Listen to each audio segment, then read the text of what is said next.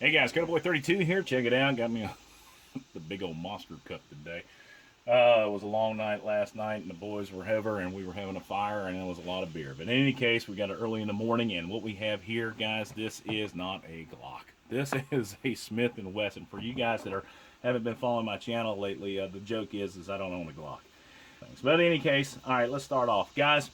Went over to my buddies at the arms room. I was looking for something that for my wife specifically, and one of the things that I was really looking at was the XD Mod 2 or the XDS. Didn't really play in the favors, but he had this sitting over there. This was a demo model, gave me a really good deal on it, so I went ahead and bought it. Now let's take a look at what we have. This is the Smith & Wesson M&P 9. Now, guys, there are a lot of videos out there talking about the M&P 9, and I'm not going to go through a whole bunch of details.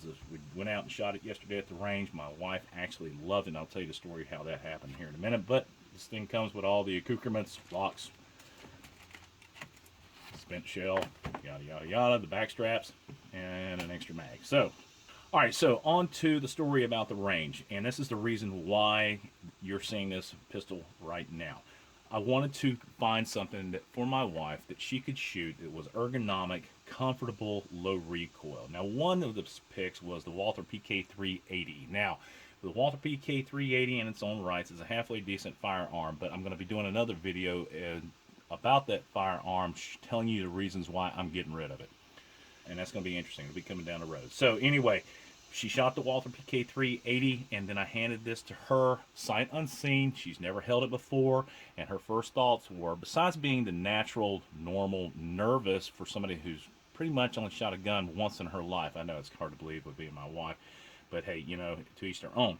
But anyway, she got this firearm with a small back strap on it, and she actually liked it. Now, she shot it a couple times. She said, okay, I'm done. Going on down the road, we just need to do a little bit more hands-on training. So, moving down, we'll go ahead and put this in her hand and let her play with it and practice with it a little bit more, and then we'll go back to the range when they're not so crowded and go from there. But in any case, one of the things that is really nice about this is the ergonomics of the firearm itself with the small hands and it being weighty enough to eliminate a lot of the excessive recoil. Now, a couple of the other things that I was looking at, like I said, the XD Mod 2 and the XDS. Now, she held the XD Mod 2 and didn't like the thickness of the handle, and also the ergonomics of the pistol was kind of awkward to her. It's a very tall pistol. This one right here, she loved the daylights out of it. Now, another reason why I wanted to go ahead and get the M&P 9 was that my buddy Mel has this M&P. This is the M&P 40 with that really cool Cerakote finish on it up here. And a lot of people have asked, you know, where did you get the Cerakote done? And a lot of the guys said, no, that's a standard model by Smith & Wesson. Looked all over the place, couldn't find a Smith & Wesson manufacturer version of this thing, so I got the story behind this. This came from a gun shop that did about 100 of these, and I believe it was out of Arkansas. But anyway, that is like a sandstone. It's absolutely gorgeous. Slide serrations are absolutely perfect. I love the coloration on that. But other than just, you know, anything else, I really like the ergonomics of this pistol, which I said, you know what, one of the next pistols I'm going to get, or it's going to be on the radar, is the M&P series. Don't care which one it is, but I just wanted something that was going to be nice. Now, came with an extra mag. You got 3 of these back straps right here. The cool thing about the back straps is that they are easy to replace. This right here is the small one. As you can see, it's written right there. This is the medium right there. And this is the large right here. Now, the large one, I've actually put it on there, and it's too big for my hand, and I have big hands. The medium is just about right, but I gotta be perfectly honest with you, I like the small one the way it fits. It's perfect. Now, ergonomically, for a female's hands, unless you got some big old mammoth hands, you know, this is actually perfect for you. Just like that. Impressions of how it fired like a dream. I was really surprised in how well it did fit in my hand. And it's a very small, it's almost compact firearm. And I'll tell you what, in comparison to what I do carry, it's this is a beast, and this is my everyday carry. But this guy right here is a lot smaller. Now, 3-dot sights front and back. You got the Novak style rear sight. They're adjustable right here. The front's adjustable as well. You've got a loaded chamber eyelet right there where you can see if it's a loaded chamber. This particular model does not have the magazine safety on it, as where Mr. Males right here does have the magazine safety. As you can see inside there. Oh, there you go. You can see it. But I do like the capacity of the 9mm. This thing comes 17 plus 1. You know, there's a whole lot of rounds to be throwing down range. A lot of love, as I usually like to say it. You can see the difference between the two. Let me pull that thing out of the way. You can really see. There you go. So you can see that magazine safety wire. Hold on. Now we'll pull it in. Now you can really see it. There you go. You see it down in there? Alright, so in conclusion, we'll come across and just say this. This is a great little gun. I really like it. The local fire department, the police department, they do carry the M&P series, and it's just a proven firearm.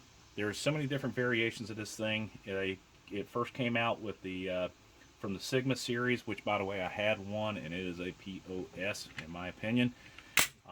Even though it is a copy of the Glock, that's where the founding father came from. I guess a copy of the Glock. So, in a sense, maybe I do own something that's similar to a Glock. You know, I don't know. But anyway, just make a small chat this morning. Guys, if you have a female in the family who is new to guns and new to automatic or semi-automatic firearms, this is a perfect firearm. I love the big beaver tail on this thing. Love big tails. Big beaver tails. Put that out of the way so you can see what we're talking about. Alright, so now I got this thing zeroed in. We're going to go ahead and do a little close-up of this. Front to back, we're going to do this. Alright, you got a base plate back here. Big old beaver tail here. 3 times the interchangeable back straps. Very simple to change. Love the stippling right here. It's got a rubbery stippling feel right here. You've got the magazine drop release right here. They are ambidextrous. Well, not ambidextrous, but you can change it around if you are a weirdo lefty. The slide lock release right here is protected right there. A lot of these new guys are newfangled. You're going to be, you know, releasing the slide like that. I myself am a big fan. I've always trained to use my thumb on the slide release. To disassemble the firearm, you just lock that thing right back like that. Bring that down there, bring it forward, snap the trigger, boom, like that. Now, you've got the drive rod and drive spring. The drive spring is captured, and it is one of those newfangled flat springs.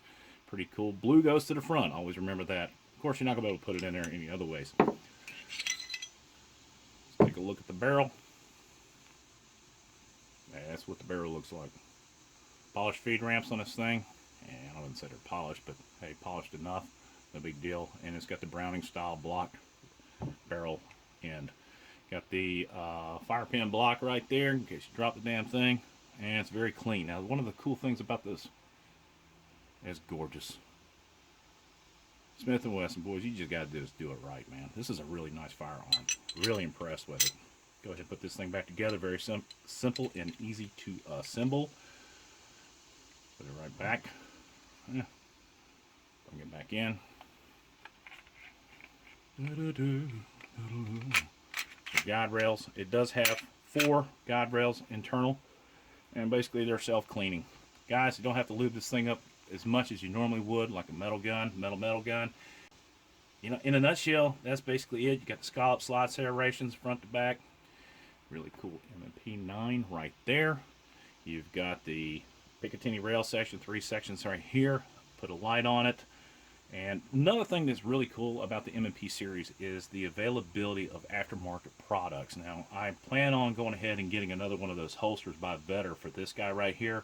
And then I want to get a really nice leather holster or pouch to fit it in for my wife when she carries it, possibly in a purse or whatever. But in any case, guys, this is it. I hope this was helpful. Springfield, Massachusetts. I hope this video was helpful for you guys in making a decision, simply because not only just from the functionality standpoint, but from the ergonomic standpoint, it's just a really, really good pistol. Guys, don't forget about the 3,000 subscriber giveaway. It's CodaBoy32. Support your boys in blue. And as always, God bless America. God bless those men and women in uniform 24/7 for our freedom, because freedom is not free. It's CodaBoy32. Stand by for the picture show. Out.